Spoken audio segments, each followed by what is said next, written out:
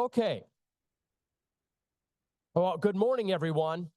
I'm Eric Keppy. I am the president and CEO of the Nebraska Chapter of the National Safety Council, and it's my honor today to welcome you to the World Day of Remembrance for road traffic victims. This marks the third year that we have had this event in Nebraska, and we are joining communities around the world. The World Day of Remembrance started in 1992 as a project of the World Health Organization and the United Nations Road Safety Coalition. Each year, on the third Sunday of November, yeah, it's not a Sunday. On the third Sunday of November, people across the globe come together to honor those who have lost their lives or been impacted by roadway crashes. But this day isn't only about remembrance.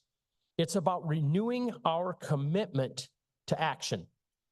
Around the world, communities are working to make our roads safer by redesigning roads, reducing speeds, encouraging seatbelt use, discouraging distracted driving, and improving vehicle safety. We know these strategies work. Today is an opportunity for those of us working in roadway safety to highlight the true scale and impact of roadway deaths and injuries, and to advocate for change needed to make this ongoing health crisis end. Here in Nebraska, traffic deaths remain one of the leading causes of preventable deaths. They are the leading cause of workplace fatalities in the state. Nationwide, the Bureau of Labor Statistics says about 36% of all workplace fatalities are transportation related. But in Nebraska, that number rises to 46%. Nearly half of all workplace fatalities are a result of transportation issues. 221 people have lost their lives on Nebraska's roadways in the past 12 months, including 31 right here in Omaha. As you look at the screen beside me, each dot on that screen represents one of those lives. A coworker, a friend, a family member. These are not just numbers. They are people whose absence is deeply felt. And these deaths are preventable, and we can make a difference. There are resources available to help us take action. One of those I would encourage you to check out is the Our Driving Concern website, nedrivingconcern.org. It offers free tools and resources for employers, communities, and individuals who want to make safer driving part of everyday life. We are grateful to the Nebraska Department of Transportation for making this resource available to everyone. Before I close, I want to thank the many partners who helped make today possible. The City of Omaha, the Nebraska Department of Transportation, Metro Area Planning Agency, AAA, and Keep Kids Alive Drive 25. And finally, to the families who lost a loved one on our roadways, please accept my deepest condolence. Let us honor their memory not only in words, but with action, by working together to make Nebraska's roads safer for everyone. Now I'm going to introduce the mayor and have him come up and say a few words.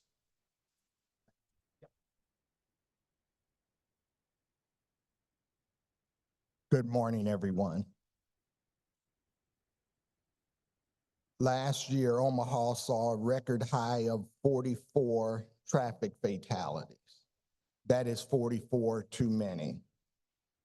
Too many deaths in our city. This year, we have seen a trend downward, but it's still too many. One of the things I say quite often is any death in our city, whether it's a homicide, a traffic fatality, or a suicide, is one death too many. And so I would ask all of you, as we think about how we are driving, as we think about how others are driving, we always think about safety first. So it's critically important that we have a sense of urgency around this issue. I can tell you, since I've been mayor, that I've met with our Vision Zero folks a number of times to look at how we can make things safer for our community.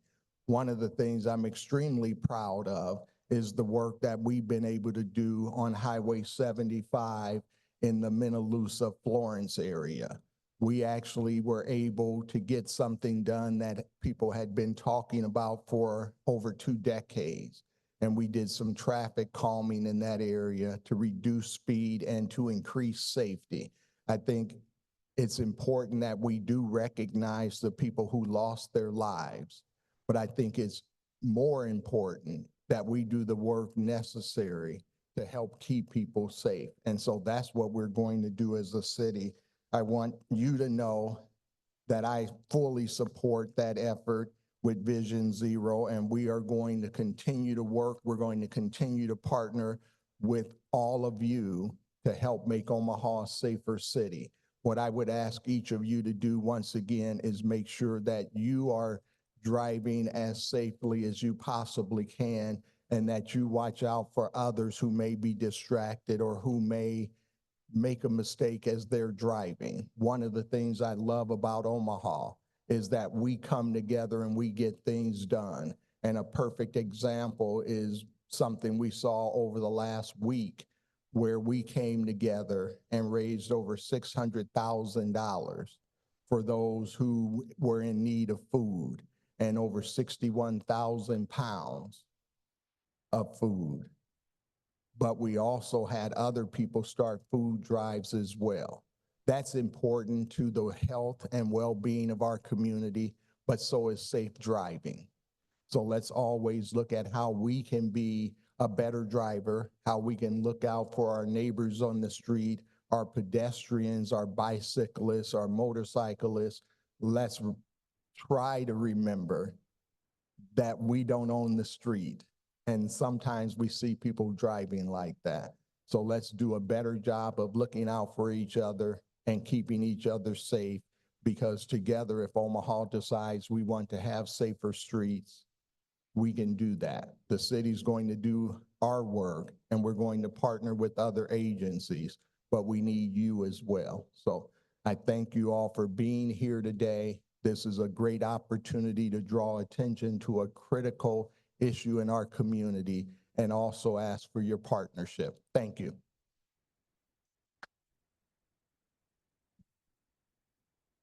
Thank you, Mayor Ewing. Now it will be Councilman Pete Festerson. Well, thank you and good morning. I want to recognize all of our partners here today in law enforcement, Keep Kids Alive, Drive 25, MAPA, everyone who's working together on this issue, but especially recognize the families that are here today too. We feel for you for your loss, and thank you for sharing your stories today. This is a really important part of this event today as we try to communicate to the public the gravity of this situation.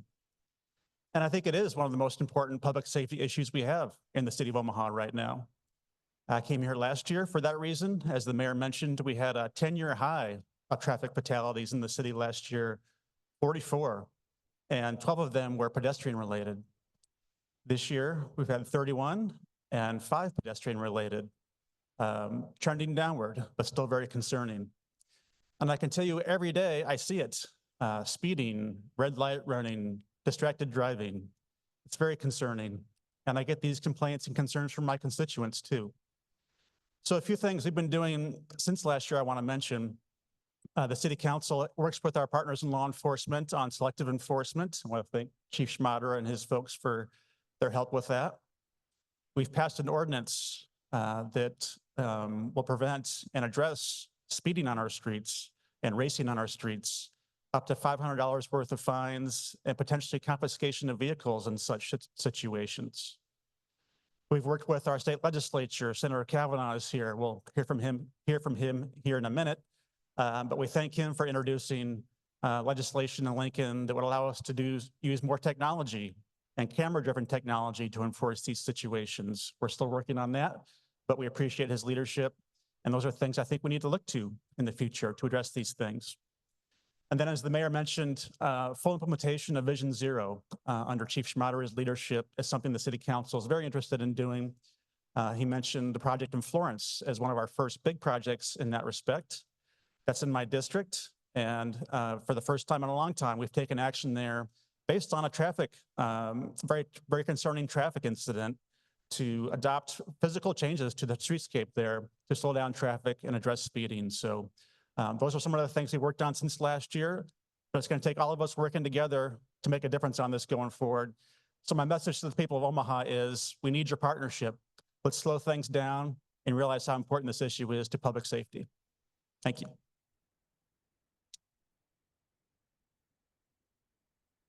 Thank you, Councilman Festerman. I'm going to have State Senator John Kavanaugh come up.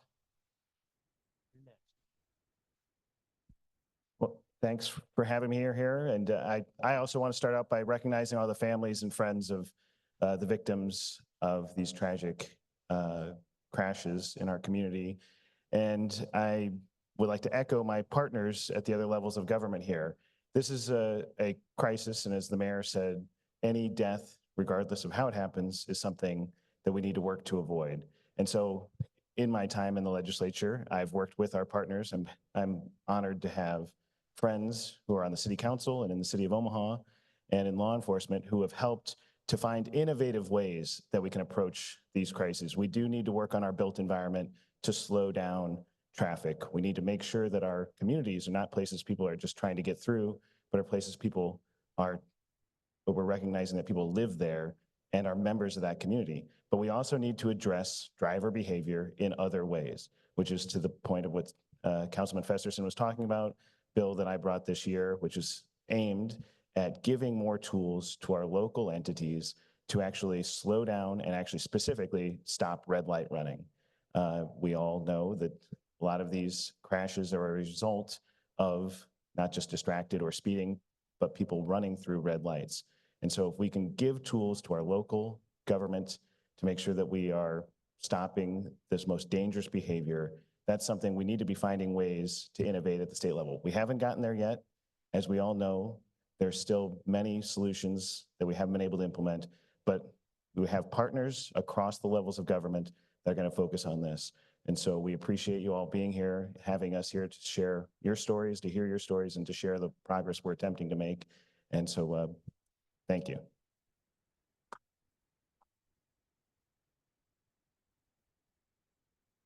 One of the partners that I've worked with for a long time is the police chief, Todd Schmaderer. So I'd like to invite him to come up and say a few words. Thank you, Eric, and good morning, everybody here. The mayor and council member Festerson are correct. Traffic fatalities and traffic enforcement in our city, it's getting our top priority right now. Last year's 10-year high, unacceptable, and it's definitely gotten our attention. I can tell you, as 13 years as your chief, every time there's a homicide in the city, every time there's a fatal traffic accident, I get a briefing on it. And every time I can feel the trauma and that sense of loss. But those that really feel it are the victims' families here today. I see you. Thank you for coming. And then my officers in the back that you see in the uniforms, they're the ones who are investigating these scenes.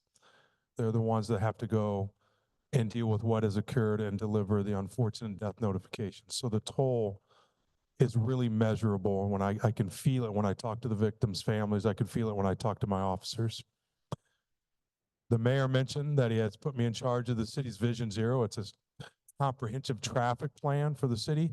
Our goal is to have zero traffic accidents of fatality in nature in the city of Omaha. To do so, we've really upped our game on a lot of fronts. The speed enforcement, the traffic enforcement, the DUI enforcement. I could tell you that every week there's some type of operation with our great partners, Douglas County Sheriff's Office and Nebraska State Patrol. There's some type of operation addressing drunk driving, street racing, speeding, hotspots, traffic violation locations, you name it. We're out there in force right now because it's our goal and our mission. We feel also our duty to reduce traffic accidents in this community. So I just want to conclude by acknowledging the victims' families here today.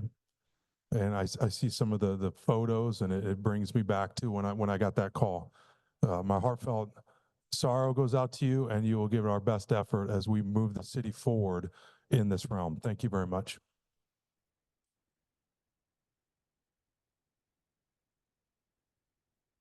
One of the things that I'm honored to have this year that we've not had in the past two events is the opportunity for a couple of victims, right? Of people that have been immediately impacted by this. So I'm going to introduce two of them. The first one I'm going to introduce is Doug Troop. He is the father of Paul Troop, who has lost his life in a traffic fatality. Well, good morning. I'm wearing two hats here today. As board chair of Keep Kids Alive Drive 25, I want to thank the mayor, chief, and the Vision Zero Task Force, because this is something that's really important for Omaha. And so Keep Kids Alive Drive 25 is here to support everything that they're doing. We're a resource for the community to do what we can to help eliminate traffic deaths. And also, I'd like to point you to the Keep Kids Alive Drive 25 website. We have a pledge out there that I would love to see everyone in this room take this pledge. No cell phone use, wear your seatbelts, and and to obey all the traffic regulations. And then join with us as a monthly partner to help support our mission. So please go to the website after this and sign up. And I will say that the most important thing that we can all do is to wear a seatbelt. Our research has shown that over 70% of those that are killed in traffic fatalities are because they're not wearing a seatbelt. So that is the most single important thing that we can do. And I especially want to speak to the young kids here in the audience, because you need to make sure that you're wearing your seatbelt and everyone in your vehicle is wearing a seatbelt before you put that car into gear. Cannot move that car until everyone has the seatbelts. And if they won't wear the seatbelt, then they need to find a different ride. So sorry, I'm preaching a little bit, but that's one of my messages. The other hat I wear, obviously, is the father of someone that was killed in a traffic accident. This is a picture of our son, Paul Troop. It'll be 11 years next week since he lost his life in a traffic accident down in Phoenix, Arizona. It was an impaired semi-truck driver that was on medication. They loaded his truck with 80,000 pounds of brick pavers, let him drive out of the yard, and 6 miles later down the road, he falls asleep and hits the car that Paul is in with his newlywed wife. We buried him the day after his 23rd birthday. So it's been 11 years of a lot of grief and pain and suffering as we approach the holidays. It's just another reminder that Paul is not with us. And there's so many other families that are here today, and these families are fractured by what's happened. The sudden loss of a loved one is really difficult.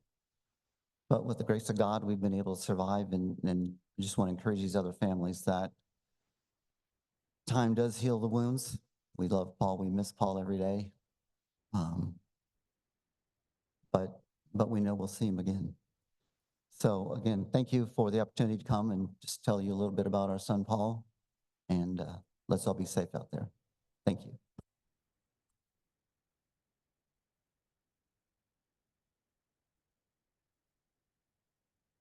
The other person we have to speak is Aliciana Miranda, and she is the niece of Frankie Ramirez.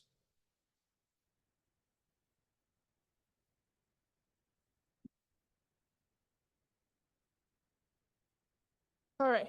My name is Aliciana Miranda, and my uncle Frankie Ramirez tragically passed away on Mother's Day of this year in a motorcycle accident. My uncle was only 37 years old when his life was taken while he was out with his buddies riding the same street that they ride countless times before.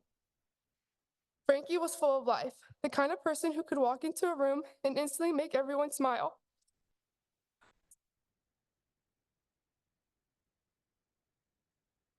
He loved his family very much and he always lived life to the fullest. But in just a moment, his life was taken too soon, and our entire family's world changed forever. That's why we are here today, to remind everyone that every decision we make, whether it's getting on a motorcycle, driving a car, or even being a passenger, we have to make choices that keep ourselves and others safe. No text message, no phone call, no rush to get somewhere is worth a life. Put the phones down, slow down. Take an extra second to look twice, especially for motorcycles. Stop speeding up at yellow lights, running through red lights, and never drive under the influence, because that 1 second could be the difference between someone making it home. My uncle's accident didn't just take him away. It left a hole in our hearts that can never be filled. I share his story because if it can stop even one person from making a dangerous choice, then his life and his legacy continues to mean something. So today, as we honor those we've lost and fight to keep others alive, I ask you all to drive with compassion, to think of your families, to think of people like my Uncle Frankie, who had so much more life to live. Thank you.